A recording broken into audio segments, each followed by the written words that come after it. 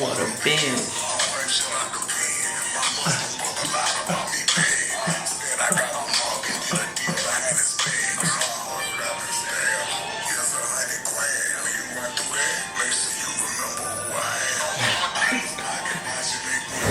Yo, what's good? It's your boy Sid. We back at it with another video. This is the 7th sign.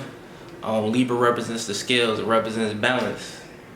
My yacht energy, basically. I'm a Libra Ascendant, you know what I mean? So, you know, you're gonna get an insight into how I am to a certain degree, you know what I mean? But this is basically for all the Libra Ascendants. Make sure y'all like, subscribe, comment below your thoughts, turn on your notifications, all of that. We're gonna talk about balancing the polarities on your different house cusps as a Libra Ascendant. So in each video I'm stating that we're not going to be using Placidus house systems, which of course is very popular, as you've heard me talk about if you watched the other videos. We're using whole sign houses, so each sign will belong to a certain house, right? So Libra, for instance, will be the first house. You see the number 1 right here, following through all the way to 12. It's a zodiacal order. What I like to say though is with the Libra Ascendant is that each of these houses, we can consider it a whole sign house, right? So just keep that in mind too. And yeah, let's talk about the energy. So you got Libra right here. Libra on the first house. It's about balance, it's about reciprocity, it's about fairness. It's ruled by the planet Venus. So first house is your physical appearance. It's how you act. It's kind of, they like to say it's like the mask that you wear in terms of how you come off. So you will come off in a very peaceful manner. You come off in a very diplomatic manner, in a very fair manner. That would be your outlook on life. Libra is also the sign of justice. So, you know, you guys, you know, you just like that fairness, you know. You could be natural, I've said, but natural diplomats as well.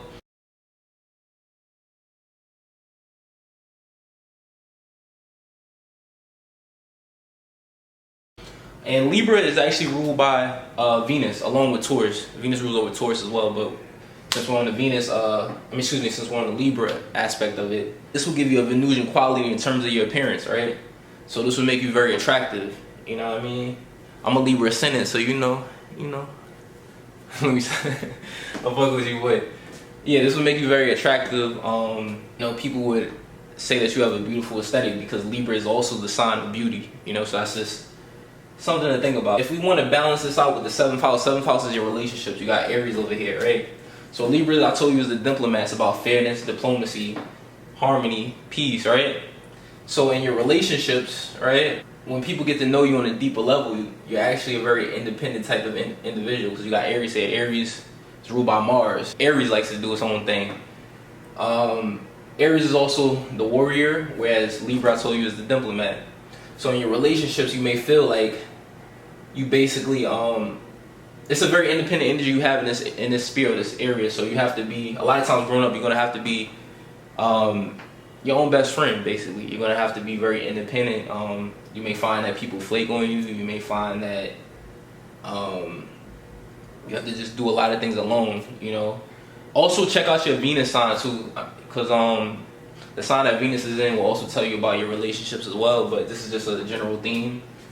Being that you come off peaceful though, you gotta learn in your relationships to be a bit more assertive, dominating, more of a leader, more militant, because this could be what you attract. Remember, we said Aries is a warrior type of energy, so you can attract conflict, warfare in your relationships. It will be exacerbated if your Mars is kind of aspected not the best. If it's aspected pretty well, it could be moderately. But yeah, a lot of times, you know, you learn to be a bit more independent because, you know, just what you attract. If you had to be like your own best friend in this lifetime. I know that's been the case for me, so, you know, that's just something to think about. Being that you're fair though, through your relationships, you have to learn to be a bit more selfish, right? If you're balancing out the scales. Now, if you're being overly independent, too selfish, then you need to get back to being fair, peaceful, diplomatic, which is you in the first house, Libra, on the first, right? So that's just something to think about. All right, so when you got Scorpio, you know, in your 2nd house, this is the house of resources. This is the house of your assets, your income. It also deals with your values as well too. So you're a bit more secretive with your values, and even your financial situation, you're more private, because Scorpio is the sign of secrecy, right? It's a very private type of energy, basically, on the house of your money, right? So you kind of gotta, Scorpio also on this house can represent, Scorpio is very possessive, right? So you may feel like you want to control and be possessive with your resources. So opposite of that, when it comes to sharing your resources, the 8th house, this house that deals with that and deals with intimacy, you know, inheritance, things of this nature. You need to focus on being a bit more stable in this area, right? And it could be a challenge of being stable in your intimate life and with sharing your resources, because again, you could be more private with your money situation.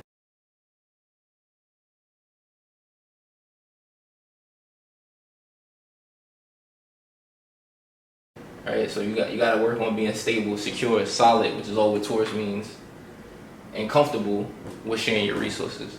Now, if you're overly comfortable in your 8th house with sharing your resources with those you're intimate with, whether that be sexual partners or just partners who aren't sexual that you're intimate with, if you're too comfortable in this area, like say if you have a stellium, which is a multitude of planets, 3 or more in the 8th house, then you need to go to, you know, transforming with your own resources, basically, and evolving, going through deep transformation with your own resources and even the things you value, right? Because when you're too comfortable with other people that you're intimate with, a lot of times you may not know your own value. So that's why you got to transform in this area, evolve, which is all what Scorpio means.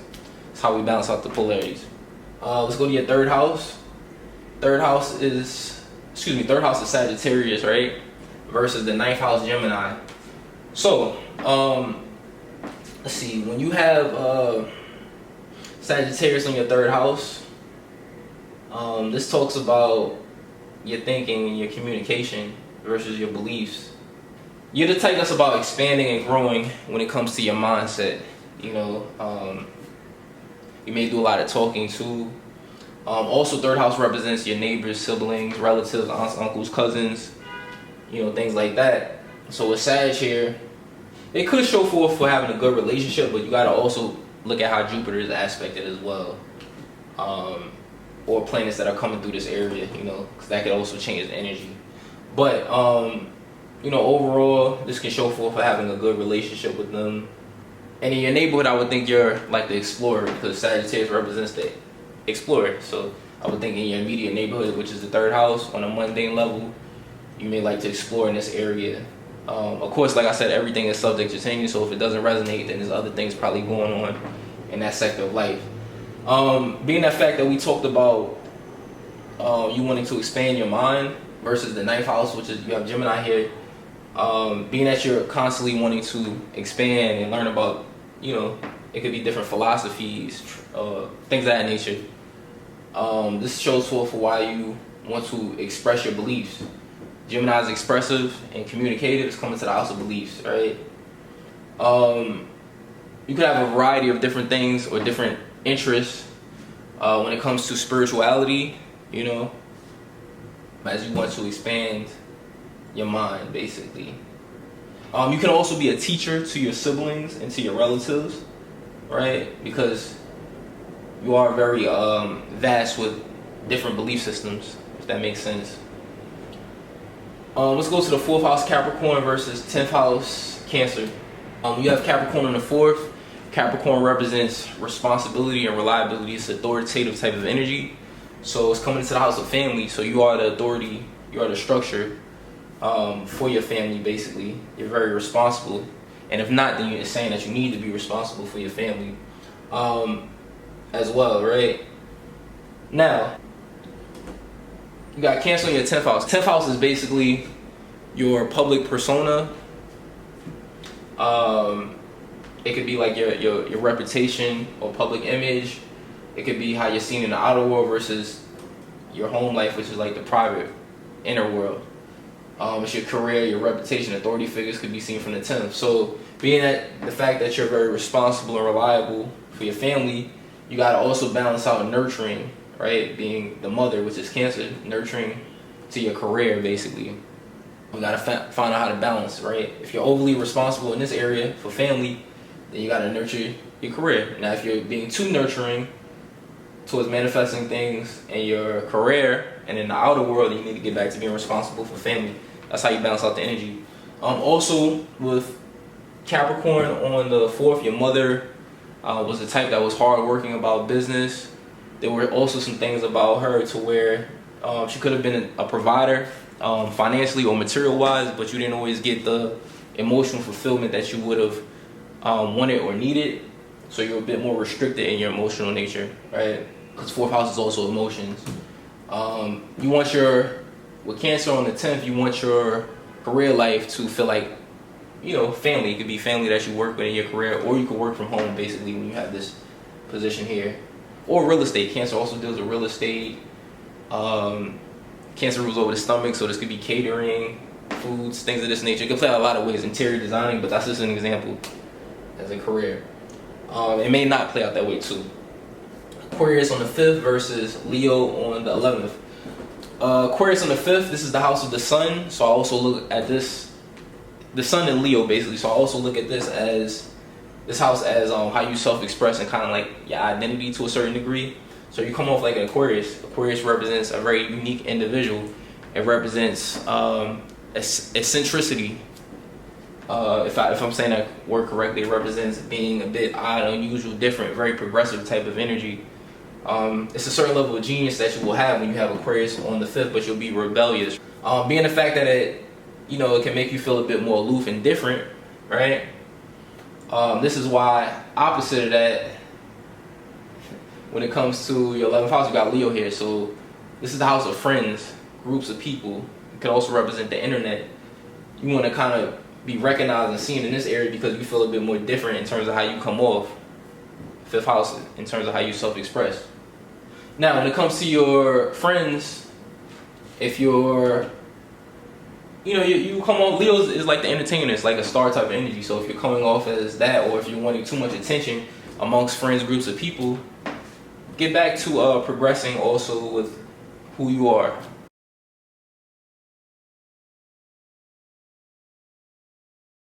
Make sure you don't lose yourself to being the center, because Leo deals with the center. It's the king. Everything revolves around it. Also, when it comes to dating, this 5th house deals with dating and children. I would say for dating, you guys are the type that need freedom. You could take a more unconventional approach in your dating life, but that's just something to think about, right? There may be some goals and aspirations around entertainment or being on the stage, stage performance, arts, dancing, acting, singing, some form of entertainment, because 11th house deals with your hopes and wishes and your goals, aspirations. Leo also can deal with children, so that may play out in that manner as well too. Pisces on the 6th versus Virgo on the 12th. So what I like to say is that with Pisces on the 6th, Pisces is a very sacrificial energy. It's a very giving energy, right? So you're very giving to your work, basically, and in your daily routines, you sacrifice a lot in this area, right? So this is why 12th house, opposite of that, this house deals with sleep, as this is the house of Pisces. It deals with sleep, restoration. You need to basically self-improve on your sleep, basically, and work on your restoration, which is what Virgo deals with. Virgo is self-improvement, Pisces is self-sacrifice. Also, this house could be what you're doing behind the scenes. 12th house, so Virgo deals with work again, right? This could be behind the scenes, what you're into. It's also the subconscious mind, so you have you're very critical. You come off as peaceful and diplomat, but you're very critical. Sometimes it could be like that as Libra Ascendant, just with that 12th house Virgo energy. Yeah, that's pretty much it. Just make sure you're balancing out, self-improving again, and your sleep patterns and your rest, because you give a lot to your work and in your daily routines. And in your daily routines, you got Pisces here, so you may involve like spirituality. You may involve crystals, maybe sage, Palo Santo. You might fuck with. Pisces also rules over entertainment and music, so you may like to have music playing in your daily routines, whatever that may look like for you. And yeah, just incorporate spirituality into it, which is also what Pisces represents. I hope that this was insightful. Again, this is Sid at The Scales Will Prevail. Holla at your boy.